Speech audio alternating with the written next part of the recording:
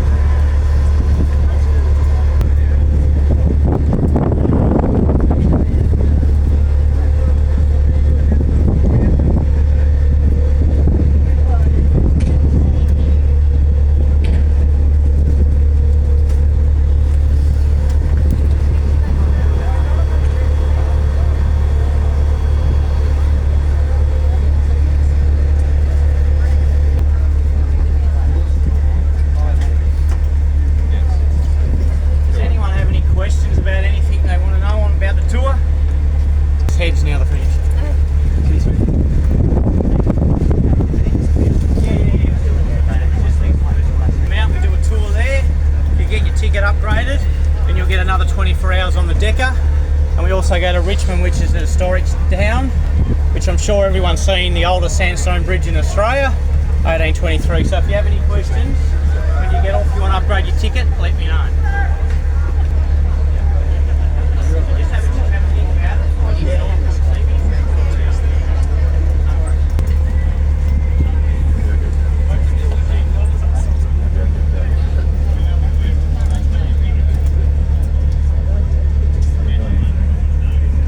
Pump you to the next tour or the next day.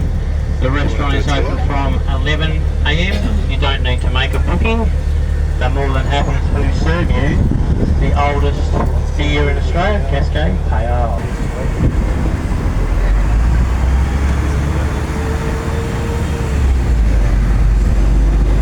Keep going up this road of Davey Street, that takes you to Mount Wellington. On our Mount Wellington tour front.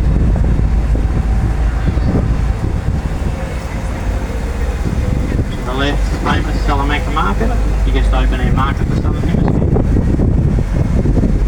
To the left is the entrance to a row of beautiful sandstone warehouses that make up Salamanca Place. Named after the 1812 Battle of Salamanca in Spain, the warehouses were built in the 1840s to store barrels of whale oil, grain and timber.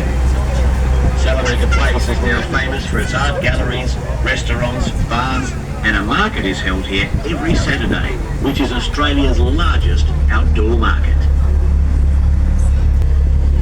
So just up here on the left is our temporary battery point stop, just for today, if anyone wishes to go there. So it's the oldest suburban mill, been going since 1994, Newmuscle, in very good. Back one across to the bakery, which is quite nice. Also for sale at the moment, point temporary stop for today.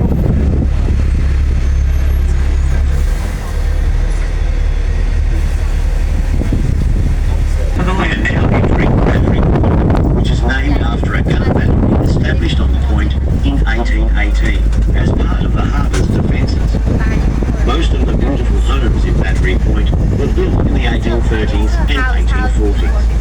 They were once the homes of ship's captains, whalers, sailors and gentry Olympians who worked in the shipyards and wharves. Many famous Tasmanians have been born here, including the swashbuckling Hollywood actor Errol Flynn back in 1909. His childhood escapades around the city are legendary. Today though, many of these former homes are host to little craft shops, restaurants and cafes. Battery Point is also home to Narina, an 1830s Georgian mansion restored to its former splendour, which is open to visitors daily. On the left there's the best street box in Tasmania there with the Tasmanian Devil. So if you're on the tour tomorrow, we'll actually go past there, but you can Google that. Tasmanian Devil Street Box. So knock down the stairs to the bottom. Patrons kept complaining that was no good when they had a few beers. So they put in a slide. You can just imagine how that went and what was at the bottom. They closed, it was too noisy for the residents. Coming through Sandy Bay now, 1.2 million to buy into here. We are now entering the Sandy Bay shopping village, home to exclusive boutiques with that special outfit, fine dining and great coffee shops. If you need a little retail therapy, hop off after we have left the restaurant. Right, Sandy Bay, so we've got all the way back. So ladies, this is retail heaven for you. Yell Tour on the right, Coco Blue on the left, Bella Hamilton on the left, next to the lights, and the body shop in the bay. And offering expansive views of southeastern Tasmania, it is home to a fine brasserie and some great bushwalks.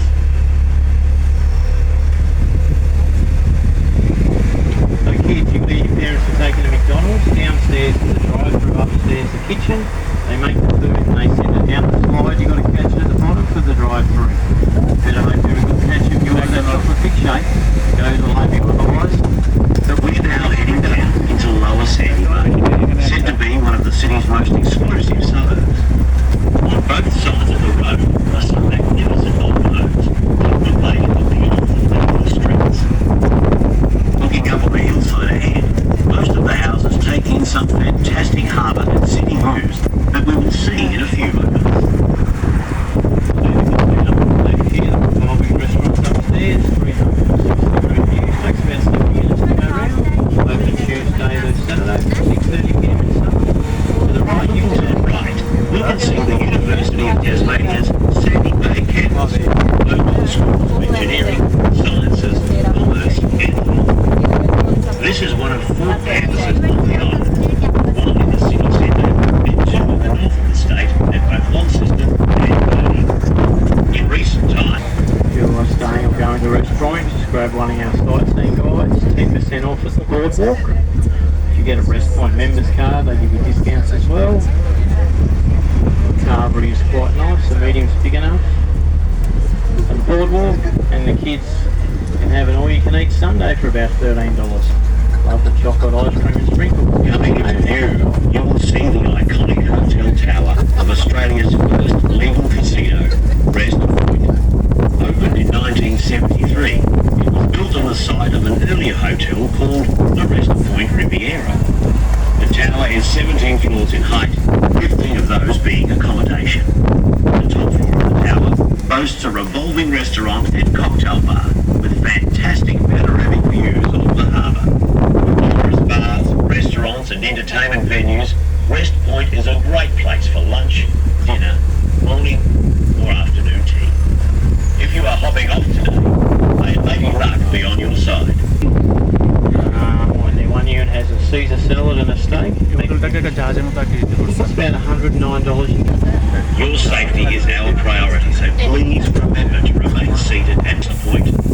just ahead you will see two large marinas. The first belongs to the Derwent Sailing Squadron, who are host to the Melbourne to Hobart Yacht Race. Next door is the Royal Yacht Club of Tasmania, who co-organised the famous Blue Water Classic, the Sydney to Hobart Yacht Race. Both race Hobart's harbour, with a depth of 20 metres, is the second deepest natural harbour on the southern hemisphere, second only to Rio de Janeiro in Brazil. At 239 kilometres it was some 20,000 to 30,000 years before that. It wasn't until 1803 you can ring them up and give them 48 hours notice to do what's for. Straight ahead to the right is St Michael's. Silver, china and anything else of value being stolen. So the wealthy built little cottages for their servants, away from the main homes. The flower. And we go all the way to the top. As we travel up Davey Street north left, just beyond the slope, is the beautiful Victorian mansion, Roosevelt. It was designed by Henry Hunter and was built in the 1860s for a gentleman by the name of Alfred. Takes you up the mount. Now, the bus is about 8.8 metres, takes close to 30 people. We're going to head right and go on the Cascade Road, which takes us up to the brewery. On the left, Mount Wellington. The front of the mount is called the organ pipes, because when it blows up there, it sounds like an organ. To our left, providing a magnificent backdrop for the city, is Mount Wellington. Its Tasmanian Aboriginal name is Nunyi. Its first European name was Table Mountain, and it towers some 1,270 metres, or 4,020 feet, above sea level. The cliff face just below the summit is known as the Organ Pipes, and from the summit on a clear day, you can see more than 1/3 of the island. It's only a 40-minute drive from the city centre, and a visit to the top is a must-do. But be sure to take warm clothes, as it is generally 10 to 15 degrees colder at the summit than in the city.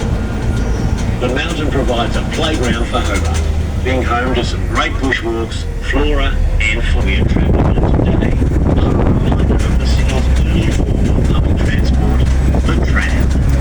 Hobart boasted the first fully electrified tramway system in the southern hemisphere, which began operation in the 1890s.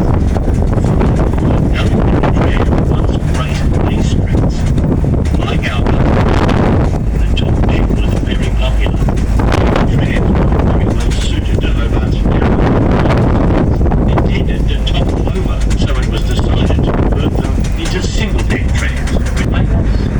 And the next stop after the brewery is the female factory. The street just below it, go down the street to the right, cross to the left, and you see that white building sandstone. That's the female factory. When you come back up, come up these stairs, walk down to the stop. Brewery up there, we can see the imposing facade of Australia's oldest brewery, the Cascade Brewery. It was established on this site in 1824 as a sawmill by Peter de Graves. Named for the two small creeks that cascaded together behind the present-day site, the sawmill was converted into a brewery in 1832, and since that time they have been brewing Australia's oldest beer, Cascade, completely surrounded by bushfire. 61 people lost their lives on that fateful day, and the brewery was extensively damaged. However, within 8 weeks, they were back on site, brewing Cascade Pale Ale once more. Today, the brewery is open for tours and great food is served at the brewery bar. If you plan to visit the Cascade Female Factory or walk the Hobart Rivulet Track, this is a good place to start your journey. See your driver for a walk. More than 6,000 spent time here, mostly from Great Britain and Ireland. On arrival in Hobart Town, after a 4 to 6 month sea voyage, they would be marched up here from Sullivan's Cove. Sentences ranged from 300 women, who would be employed to carry out such tasks as needlework, the town's laundry, and the manufacturing of blankets and uniforms. They would work for up to 10 hours a day in the summertime. Those who managed to be well behaved became servants to the wealthy of Hobart. Oh, here's a classic example. It's got no music like. So just watch if you get out. Hobart's city centre, with 495 specialty shops, 89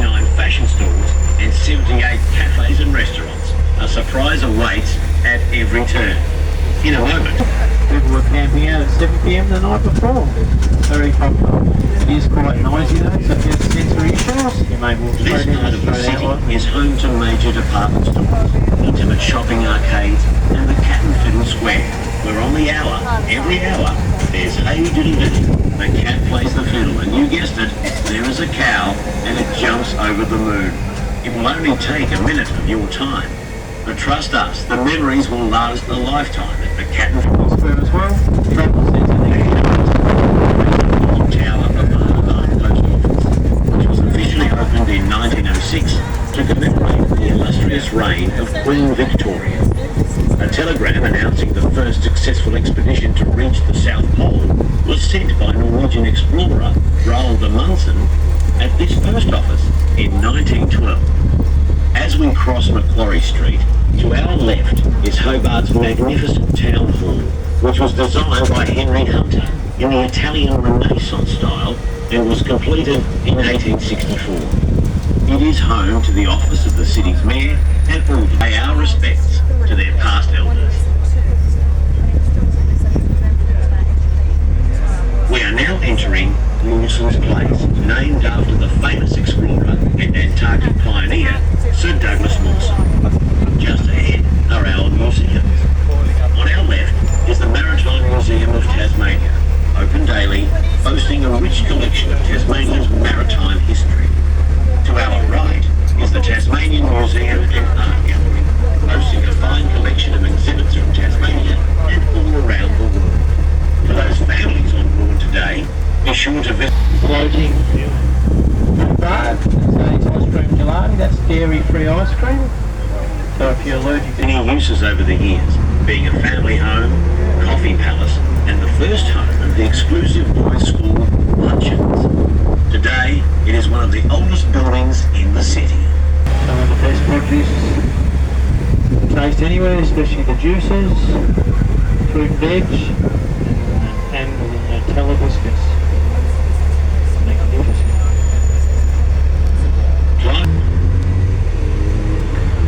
I was working at the fire service when they first put in this McDonald's, and the sign at the front, the sign writer spelled it wrong. It took them about an hour before we figured it out. By that stage we had it all over social media. It was hilarious.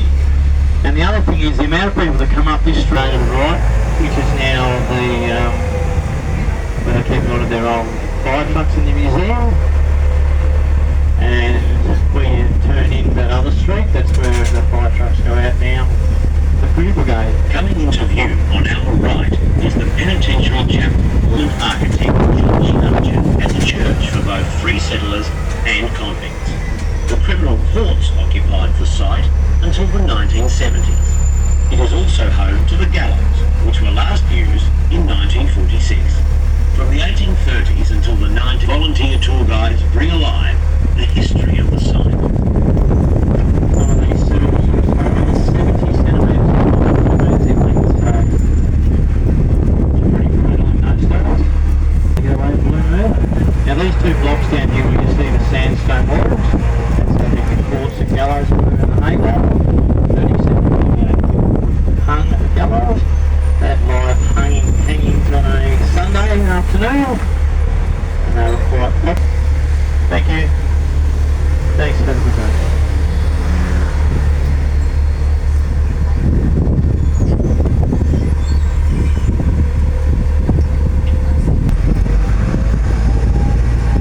Look at the inside here, this building.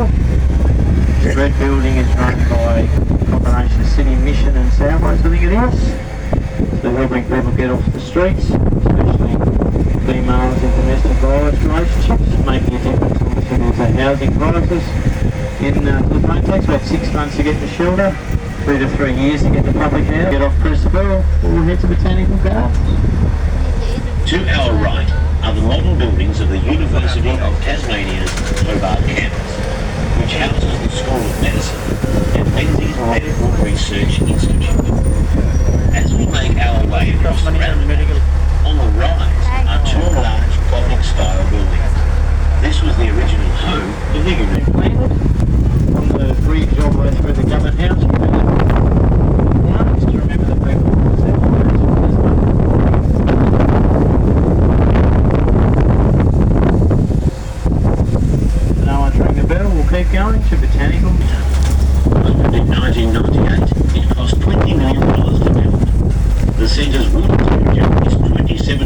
Celsius all year round. And Strictly on Anzac Day. 30.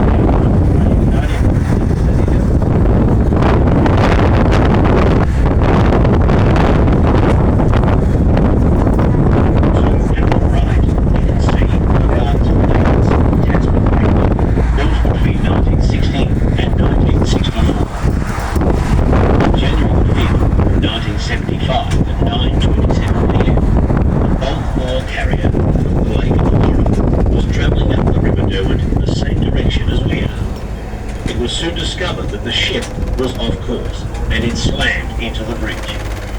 As a result, 2 pylons and 3 spans of roadway came crashing down. 4 cars plummeted over the edge of the bridge, with 4 people losing their lives.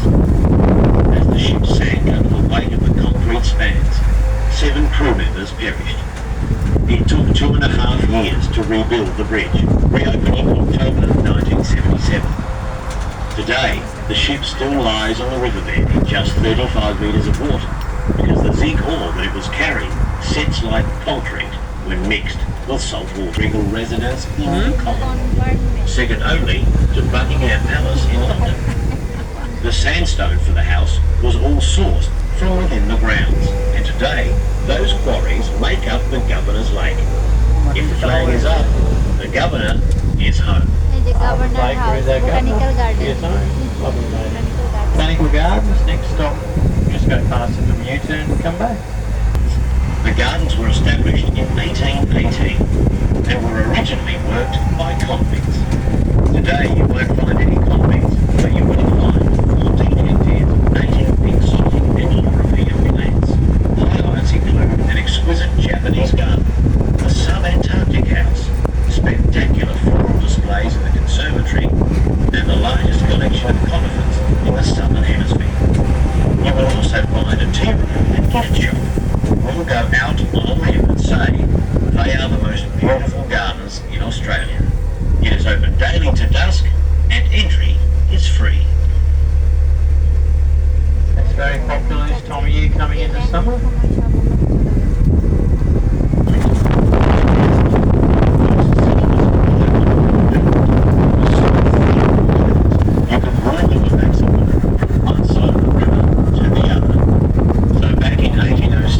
They established one of Australia's first whaling stations on the point.